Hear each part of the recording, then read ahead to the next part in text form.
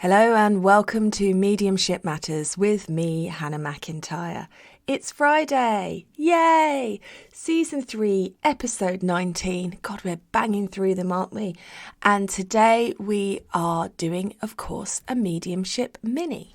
So I've got a question from Lisa, which she sent to me in November. So apologies, I'm still working through them. I might do a run through lots of questions next week in order to try and catch up a little bit.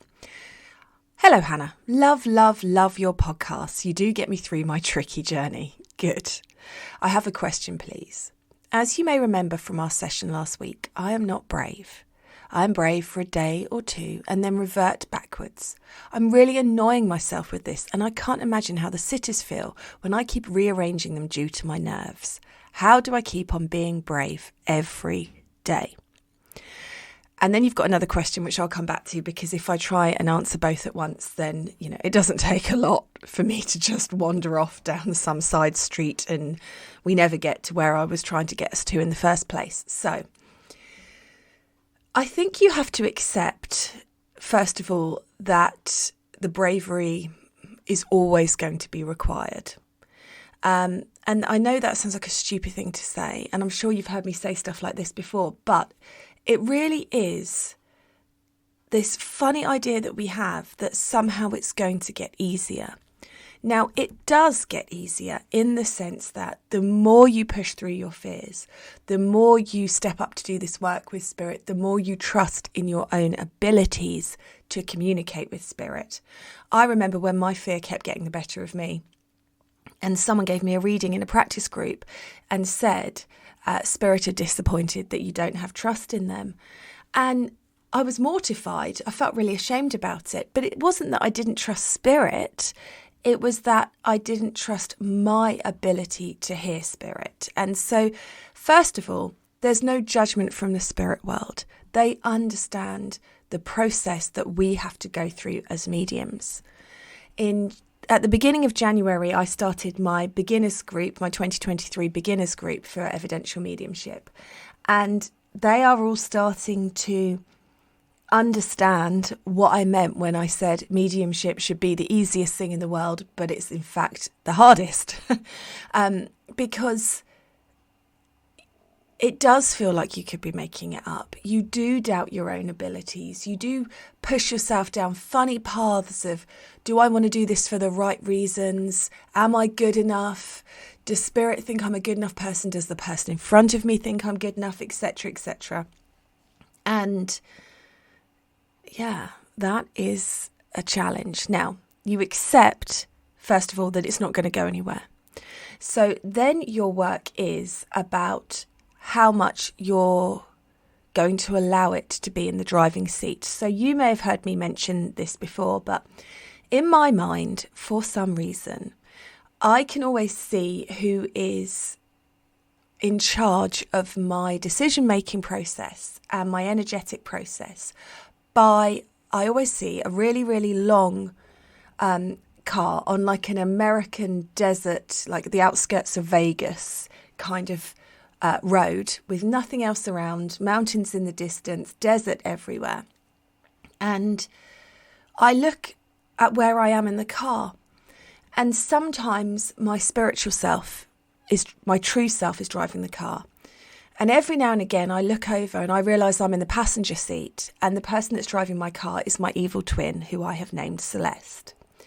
Now, you have to get kind of tough with your evil twin. I grab her by the scruff of her neck like a dog. I don't know why. It's always why I do it. I grab her by her hair or by the back of her neck. She looks just like me, but she's mean.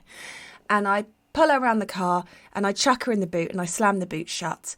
And I can hear her sometimes squeaking from the boot, but she's in the boot and I know that she is done. Because when you connect to your spiritual self is not afraid. And that's really where you need to get to. So whether you visualize pulling your evil twin out of a car and putting her in the boot, or whether you visualize just pushing through, feeling it like a layer of fear and pushing through it to that space where there isn't fear, you need to find a way to do that. And that's one of the ways that I do it. The other thing that I do is I really pump myself up before I demonstrate or work for spirit. So I think I mentioned it in a podcast, or was it a teaching group? Oh, bloody hell, guys. I can't remember. So I'm going to tell you a story now. And if you've already heard it this week, I deeply apologise, but I am completely nuts. I've lost it this week. I'm in some sort of quagmire of just life. So this is the quality of the podcast that you get this week. But I had some really brave students on my retreat agree to take the step to demonstrate. Now, they were not feeling confident. They were not feeling like they could do it. They all instantly regretted their decision as soon as they said they would do it, but they all showed up. And when I went into the room, I asked them to meet me there 15 minutes before so I could just make sure that everyone was okay. And as I went into the room, before we'd started, there were a couple of people in there by themselves, and they were sitting in the funkiest, nastiest, thickest energy of fear. And it was like a chokehold. And I went in there and I was moving chairs and stuff, and I just thought, oh my God, this energy is awful. And I said to them, what is it that you are doing here? And they said, oh, Hannah, we're trying to meditate. We're trying to get in a good place to work. And I went, do you feel like you're getting in a good place to work? Fuck this shit, girls. And what we did was we put on Fatboy Slim and dance music, and I made them dance around the room like crazy people. And of course, we all started off feeling really self-conscious, sober, dancing in a room, feeling like twats. But the more we did it, the more we got in the flow of it. And then when other people who were demonstrating joined, they just got in with the party. They didn't have a choice. And the energy in that space built and built and built, and it was magnificent. It was the best energy that I have ever worked in, because when the audience came in, they all brought their good vibes with them. They all brought their positiveness, and they got caught up in the energy we had created, and it grew and it grew and it grew. So much so that there wasn't really space for the nerves in the same way. They were still there, but they just didn't have as much power as they normally do. So, Lisa, dance. Find your favourite uplifting song and sing as loudly as you possibly can before your client arrives. Pump your energy up. Move your body. These sound so simple, but it's such a great way to shift your energy. I've got my first demonstration tonight of 2023. I will be banging out the dance music in the car on the way there, and I will also be using my affirmations. Now, affirmations always seem a bit twee to me. It's so weird. It's like my cynical human brain goes, yeah, right, what a pile of dog shit. And my spiritual self goes, but I'm going to do it anyway because I know it works. So even though I sniff at them, I do them and they work. What does that tell you? So for me, my main one at the moment is I'm a phenomenal medium. I get evidence with ease and clarity. Oh, they're giving me another one as well. My audience, they're lucky to have me. That's because I'm nervous. So whatever you have that you need to say to yourself, and you just say it on repeat. Sometimes when I'm on a dog walk on a day that I'm demonstrating, I will be striding to a beat of my affirmation. I can do this. I can do it. Spirit are with me. Spirit love me. Whatever it is that you want to say, and you just keep repeating it to yourself. And it might not be tangible. You might not feel it in the moment, but it will definitely help you. So you have to accept that the nerves are never going to go anywhere. You have to try and find the thing that works for you. I can only share with you what works for me. I know some mediums that really believe meditation is the key before they work. And that's fantastic if that works for them. It doesn't work for me. I just find that all I do is sit in a quagmire of my own fear.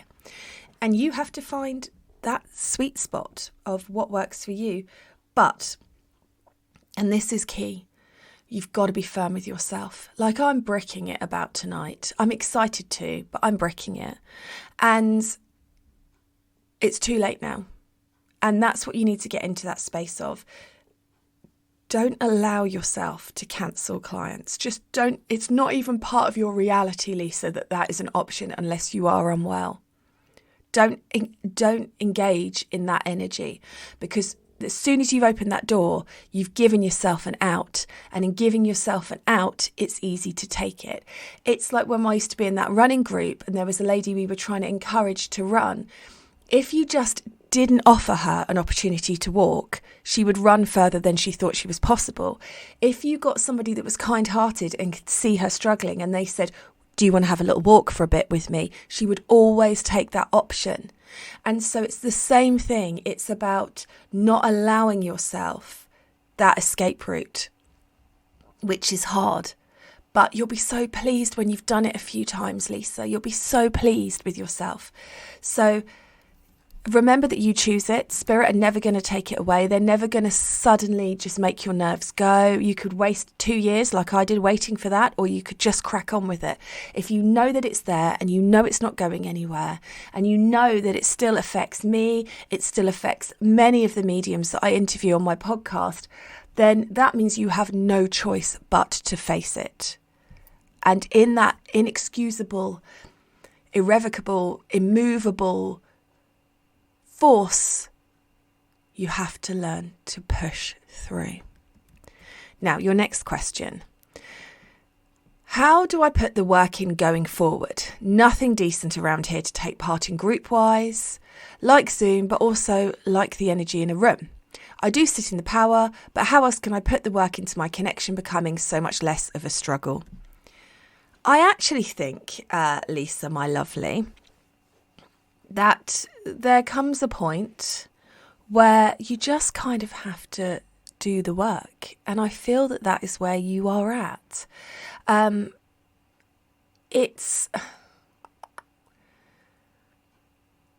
think sometimes that there's learning, and you know that I always believe in learning, and I believe I'm still learning, but there becomes learning times and there becomes integration times.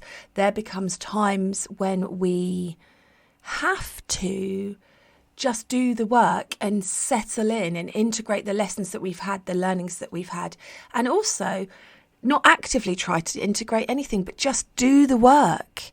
And in the doing comes the learning, comes the opening up, comes the expanding. And then you will have more questions that you need answered or more understandings. And you can, of course, email the podcast and then everyone can learn from them. Or you find yourself a mentor. So that's what I did. I had my online groups that I learned in, and then I found a mentor who would give me personalised feedback, who would sit and talk me through the experiences I was having with the public to help me make sense of them. So that is what I would suggest. I think the power is important, but I'm also not a massive fan of the idea of sitting in the power, because I also think it kind of takes away from the naturalness of spirit are there. They are there. We don't need to be changed. They are communicating with the part of you that is spirit. Let's not over-egg the mix. But I know that some teachers absolutely love it. So whatever works for you again. And actually, Lisa, once you start just unfolding in your mediumship from doing it, you will find that your own style sort of rises to the surface, and your own way of wanting to do it rises to the surface. And then you have to trust that and follow that and expand into it. And that is how you will become a truly amazing medium. Not so much of a minute today, guys, was it? I had a lot to say on that subject, but I hope that this helps. And of course, if that has raised questions for you, you can email podcast@hannahmedium.co.uk. And I look forward to catching up with you all next week. Have a good weekend.